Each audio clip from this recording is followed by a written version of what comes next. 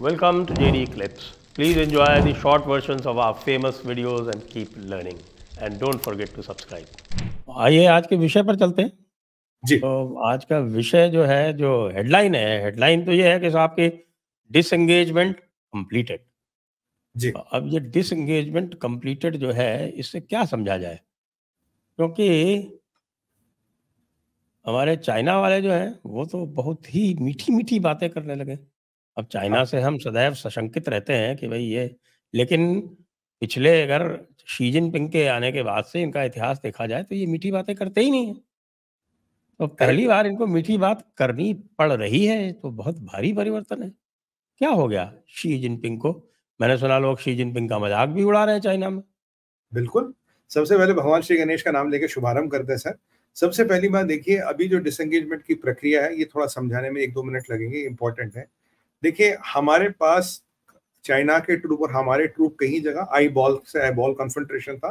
मतलब वो यहाँ, हम यहाँ, आधा किलोमीटर दूर, 500 मीटर दूर थे। अभी उन जगहों पे डिसएंगेजमेंट दिपसांग और दिमचुक में कंप्लीट हो चुका है।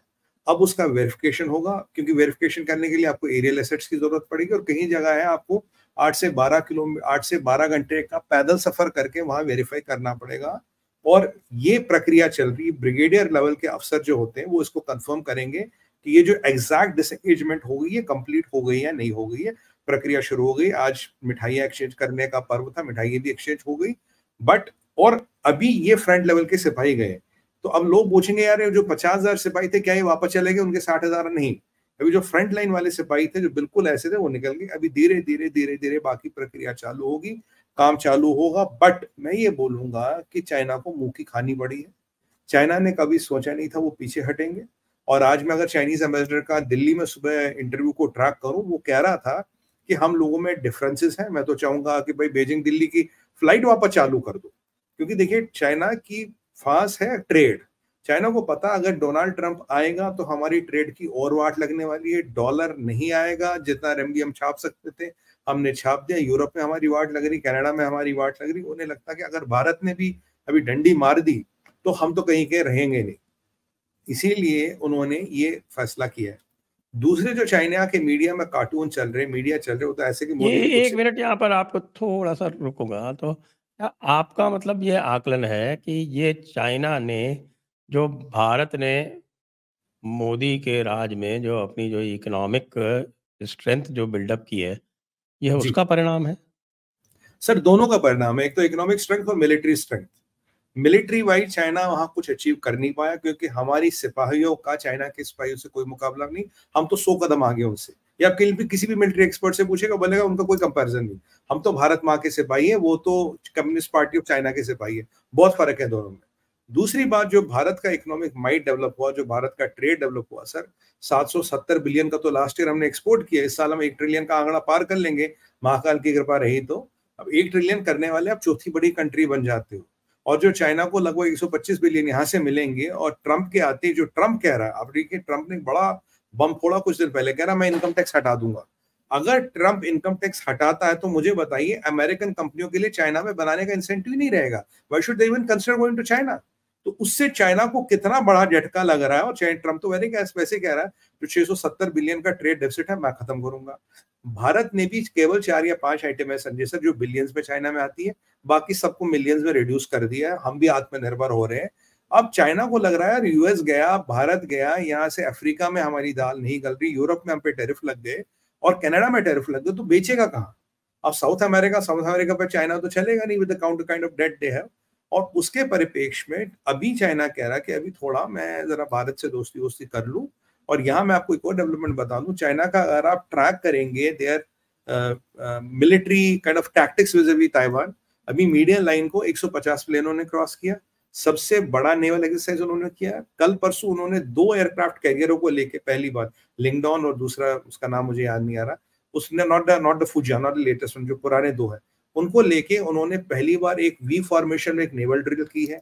और ये माना जाता है कि शी जिनपिंग ने अपनी फौज को 26-27 की डेट दी, तब तक हमें ताइवान पे कब्जा करना। ताइवान इस चीज को मानता है, अमेरिका इस चीज को मानता है। और अगर आप देखें तो जापान से भी उनके थोड़ी रस्साकशी शुरू हो गई है। देखिए भारत से दोस्ती करेंगे तो वो अब तंग करेंगे फिलीपींस को, वो अब तंग करेंगे थोड़ा बहुत वियतनाम को, और वो तंग करेंगे जापान को। और अगर उनके ताइवान को लेके कुछ इरादे हैं जो मैं मानता हूं उनके हैं, तो तब भारत कुछ ज्यादा इंटरवीन नहीं कर पाएगा, क्योंकि एक हमारी एक peaceful peace kind of agreement उनसे हुआ है, जो अभी इनिशियल स्टेजेस में वेरिफिकेशन होगा, कंफर्मेशन होगा, वो बात दूसरी है। बट भारत की इकोनॉमी में उनको फुटहोल्ड चाहिए। जो भारत ने उनकी इन्वेस्टमेंट्स को स्क्रूटनाइज करना शुरू कर दिया, उनकी इन्वेस्टमेंट्स पे आपको अप्रूवल चाहिए। चाइनीज कंपनियां इन्वेस्ट नहीं कर सकती जब हम अप्रूवल नहीं देंगे। हमने अपने एक्सपोर्ट्स उनसे गिराने शुरू कर दिए, मतलब सारे इंपोर्ट्स गिराने शुरू कर दिए, तो उनको ये तकलीफ हो रही है कि अब ये चल नहीं पाएंगे। बट मेरा ये भी मानना, they are also trying to buy time. 1-1.5 साल का टाइम बाय करो, अपने आप और स्ट्रेंथन करो, जो बाकी फ्रंट है उनको देखो क्या करना है, उसके परिप्रेक्ष्य उसके बाद भारत को देखा जाएगा। और हम भी इस चीज को मानते हैं, हम भी कोई डिसएंगेजमेंट तो कर नहीं रहे। जो भी डिसएंगेजमेंट हुई, फॉरवर्ड जो सोल्जर जिन्हें हम कहते हैं, जो बिल्कुल ऐसे eyeball to eyeball confrontation में थे, अभी हमने उनको हटाया। अभी इसीलिए मैंने कहा वो जो 60,000 सिपाही डिप्लॉयड थे, अभी उनको नहीं हटाया गया है, उसको हटाने में बहुत टाइम लगेगा। और by the way Sanjay sir, patrolling अभी शुरू नहीं हुई है। अगर आप आर्मी से आज का भी वक्तव्य देखें, आप सोर्सों से भी पूछें, वो कह रहे हैं it will happen very soon. मैंने पूछा डिसएंगेजमेंट कब तक कंफर्म करोगे? बोला अभी 48 घंटे का समय दो, उसके बाद हम बताएंगे डिसएंगेजमेंट पूरी है, उसके बाद पेट्रोलिंग शुरू होगी। एक कॉशियस ऑप्टिमिज्म के साथ एक हम डिसीजन मान सकते हैं, पर आप चाइना का नेचर और प्रवृत्ति जानते हैं, और इन पे कितना भरोसा कर सकता है भारत भी जानता है। और ये मोदी का भारत है, नेहरू वाला तो है नहीं कि किसी पे भी भरोसा कर लेंगे। But we are treading with caution, और यही हमें करना चाहिए। और आज भी प्रधानमंत्री जी दिवाली मना रहे थे फौजियों के साथ। आज भी उन्होंने कहा कि भाई बहुत सी शक्तियां भारत को इंटरनल एक्सटर्नल तोड़ना चाहती हैं, और अर्बन नक्सल से खासकर उन्होंने सतर्क रहने को देश को कहा। कह रहा है ये अर्बन नक्सल जो ये सबसे खतरनाक होता है, जब ये आंदोलन जीवी के साथ मिलकर देश को तोड़ने की कोशिश कर रहा है। तो ये हमें चीजें समझनी पड़ेगी। और सर हमारी इकोनॉमी अब वहां है संजय सर, जितना हम अब इकोनॉमी बढ़ाएंगे, किसी न किसी का मार्केट शेयर लेंगे, किसी न किसी का कम होगा, तब हमारा बढ़ेगा। हमारा आइसोलेशन में ग्रोथ का स्टेज खत्म हो गया, अब किसी ना किसी का मार्केट शेयर लेके हम बढ़ेंगे। आज अगर आप हमारे टू व्हीलर इंडस्ट्री को देखिए, हमने अफ्रीका में हम डोमिनेट कर रहे, चाइना का मार्केट शेयर हमने कब का ले लिया। अब हमारी कार्स का एक्सपोर्ट देखिए, हमारे 770 बिलियन का एक्सपोर्ट दे रहे, किसी ना किसी का तो घट रहा है।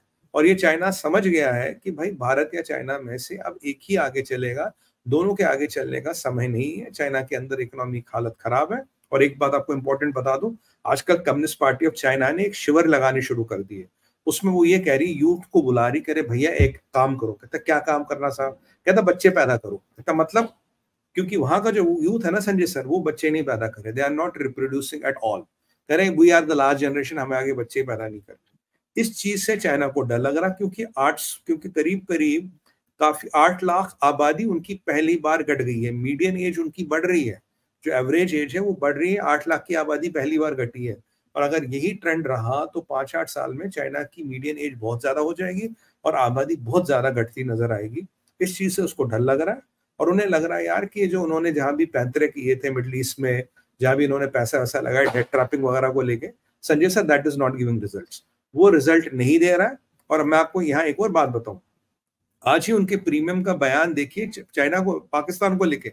उन्होंने कहा Pakistan has failed to prevent the killings of Chinese nationals in Pakistan which is not acceptable. जिसका पाकिस्तान ने बड़ा ये नाटक वाटक कर दिया। बट आज चाइना भी ये कह रहा है कि तुम फेल हो गए हो हमारे सिटीजन्स को पाकिस्तान में मरने से बचने के लिए। तो अब ये जो चाइना की परिस्थिति है धीरे धीरे हर जगह होगी।